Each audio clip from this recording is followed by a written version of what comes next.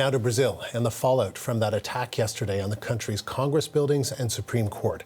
Calm has now been restored in the capital, Brasilia, and security forces continue to round up those who are allegedly part of the mob. This is the latest video of some of the 1,500 protesters arrested. They've been taken by buses to a federal holding facility in the capital. The lineup snaking back kilometers at times. Those arrested are supporters of former President Jair Bolsonaro and believe October's election was stolen from him. Here's what the Congress looked like yesterday at the height of the assault. Thousands of people stormed the buildings, smashing their way inside. As you see, many wore yellow and green, colors of the national football team and the country's flag. Bolsonaro's supporters have claimed them as their uniform. Brazil's actual president, the newly sworn-in Lula da Silva, met with his cabinet today at the presidential palace, and the country's ambassador to the United Nations spoke earlier today at UN headquarters. Government repudiates in the strongest possible terms the violence committed yesterday against executive, the legislative and the judicial branches of government in Brasilia. And we are grateful to the messages of support and solidarity we have received from around the world, including from Secretary General Antonio Guterres. We are confident that the strength of Brazilian institutions will allow us to overcome these violent and lamentable incidents of yesterday and allow us to move forward within the strength of our democratic institutions. For more on yesterday's assault and its aftermath, let's bring in reporter Sam Cowie. He's in Sao Paulo. So Sam, tell us more about what's been happening in Brazil today in the aftermath.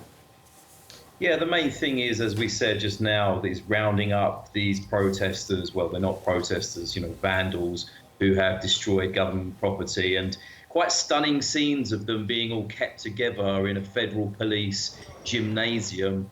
So that's been the main events for today, and also just the kind of restoring of calm in the capital, Brasilia.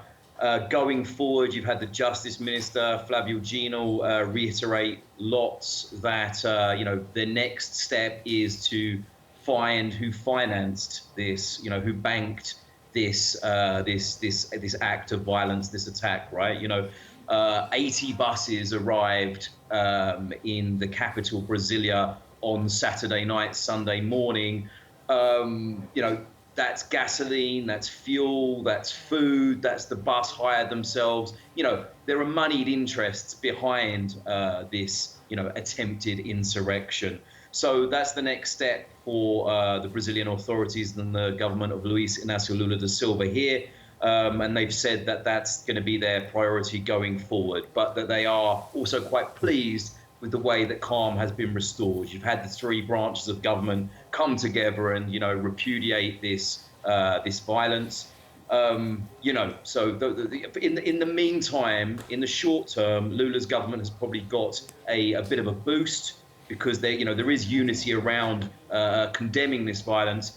In the medium to long term, it will probably create more problems for his governability, which was going to be difficult in the first place because Brazil is so divided right now. And we see Lula holding a cabinet meeting today to try and show that government is continuing to function.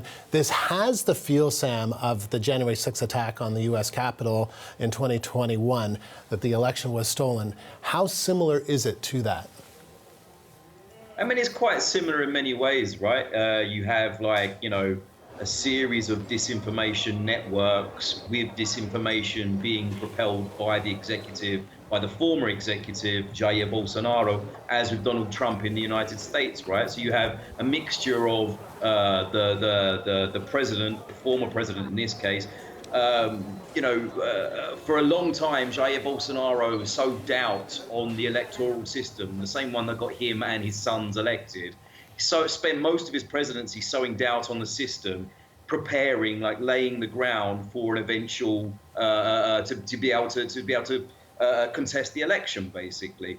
So you have similarities there. You have these disinformation networks of fake news on social media. Here it's mostly WhatsApp and Telegram. And then, of course, you have all the usual grifters are in the middle that are profiting from this, right? People that are profiting from the chaos, people that are profiting from, who would stand to profit more if Jair Bolsonaro was still in the presidency, people that want to intimidate the incoming government, criminal groups that are deeply woven into these protest movements that have their own agenda. And so I think, in many ways, you have like a lot of similarities with what happened in Washington at the beginning of 2021. Now, we learned today that Jair Bolsonaro was not in Brazil during this unrest. He's in the U.S.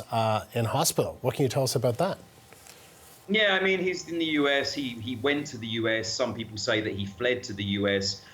Before he would recede power, basically, before Lula was inaugurated. So Bolsonaro left on the 28th of December, I think it was. Lula was inaugurated on the 1st of January. It's understood, it's assumed by several sources, according to Reuters, that Bolsonaro entered the United States on a head of state visa. You've got a lot of pressure being put on President Joe Biden right now to revoke Bolsonaro's visa, which is, his responsibility and that any sovereign state can do at any time without any kind of legal justification. So there's a lot of pressure right now being put on Joe Biden to revoke Bolsonaro's visa. And yeah, he's in hospital. He goes to the hospital quite a lot, right, with abdominal pains. Last time it was because he ate a shrimp.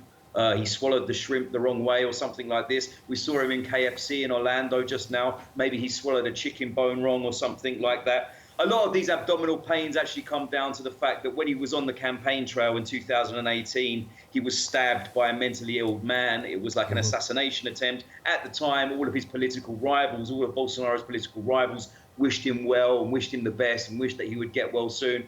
But Bolsonaro has always taken this as a kind of that it was a political assassination attempt organized by the opposition and by the left in Brazil. And that's also, a type of fake news that really continues to resonate with his supporters today, until today, as with the fact that the election was stolen. And so, while we've seen all of these arrests and that's, positive news from Brazil and for the new government to show that it won't tolerate this kind of behavior, going forward, as I've said, it's going to be very difficult, perhaps even more difficult now for Lula to govern going forward. And that really, going forward, we're also going to find out more information of complicity most likely by the Brazilian state, right? The security forces, the police in the capital, Brasilia. And so all of these cracks that start to appear will undoubtedly make things even more difficult for Lula to govern going forward.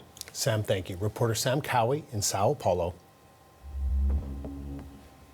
Canada, Mexico, and the United States condemned the attack ahead of their leaders' summit this week. Prime Minister Trudeau and Presidents Biden and Lopez Obrador issued a statement. In it, they say they will, quote, stand with Brazil as it safeguards its democratic institutions.